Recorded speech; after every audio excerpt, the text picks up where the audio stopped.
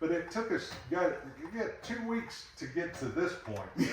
Now, when this is all done and actual time change occurs, it's another 2 weeks to reset them back to the other time, because most of the time these clocks aren't running.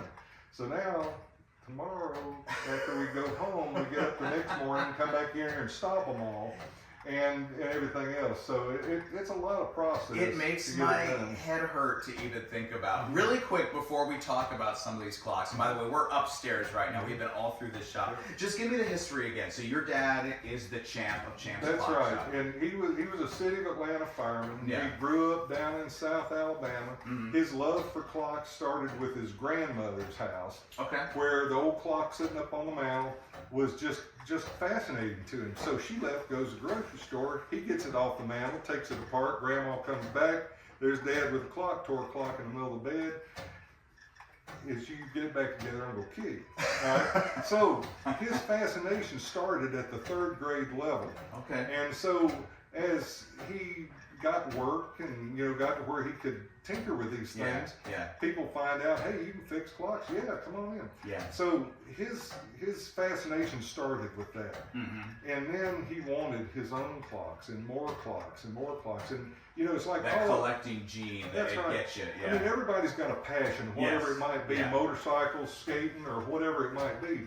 But clocks was his passion, and so I mean, this was probably the epitome of getting into your hobby, because being able to have your own tower clock was the dream come true.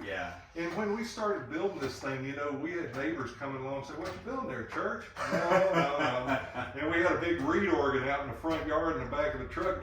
You could have had the services started. We got the church windows, and they said, "No, we're putting in a clock, and it's going to ring a bell 24 hours a day." We got a big gun, we can shoot that thing. How'd your neighbors feel about that? Yeah, they weren't real happy. So Dad took this weight and he put it on here, and if you move it out to this end, it barely strikes the bell. So for the first couple of weeks, we left it on low mode. It was quiet. Quiet. All right, then we moved it in a notch. Now you can hear it for 2 miles. So the neighbors are like, that's we kind of like it now. Now we're used to it. Well, so let's explain this. So Champ's Clock Shop, when you drive up to it, there's a big clock tower. So that's the face of the clock.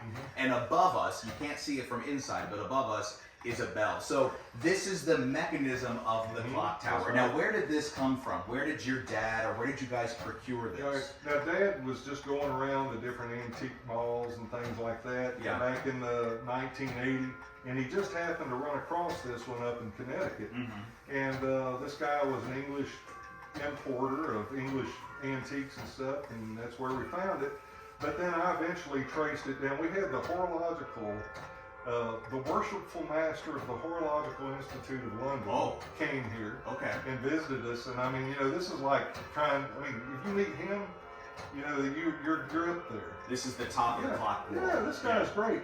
And then the new guy that's actually had the position, he gave me one of the pennies that actually worked on Big Ben's pendulum as a time adjustment.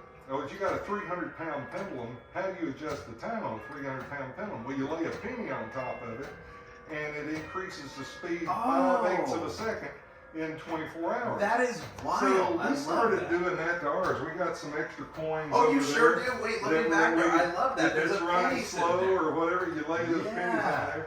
So he actually gave me one while Big Ben was being reconstructed. Wow. This is actually one that was on there. You know what I mean? Oh, in the clock world, that's a big moment for sure. Okay, so this is now we showed a few things on Good Day Atlanta. We'll show again.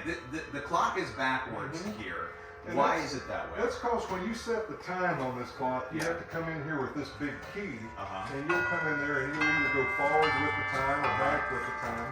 And that's actually turning the hand. As you're doing it, it's moving up here. That's right. Yeah. So when you go to an old town square, if this clock's right and that one's wrong on the other side, that means it's all out of adjustment. Got you. And this is something that is easy for us to maintain and keep operating because we have ease of access. We Yeah. can just walk up a single staircase, Right. no pigeon poop, none of that good Right, stuff right. to get through, and it's just maybe a few spiders, and that's about it. That's about it. But in most cases, getting to this would be is a like difficult attics challenge. and climbing up ladders and trapdoors. And that's right? why they electrified most of them. And this one has never been electrified. It all actually works in a genuine, original form. Yeah. And this is not really any different than Grandma's old clock sitting on the mantle. Really? It's just a bigger version. Okay. That does the same thing. So if you know how to maintain these clocks, you know how to maintain this one. And then a watch, typically a time-only watch, is just this portion shrunk down into something the size of a quarter. That is so interesting. Now I want to also talk about this clock that's right behind the camera. So this is really strange looking. I couldn't figure it out. I didn't know why. Yeah, like what do these numbers mean? So explain what this is.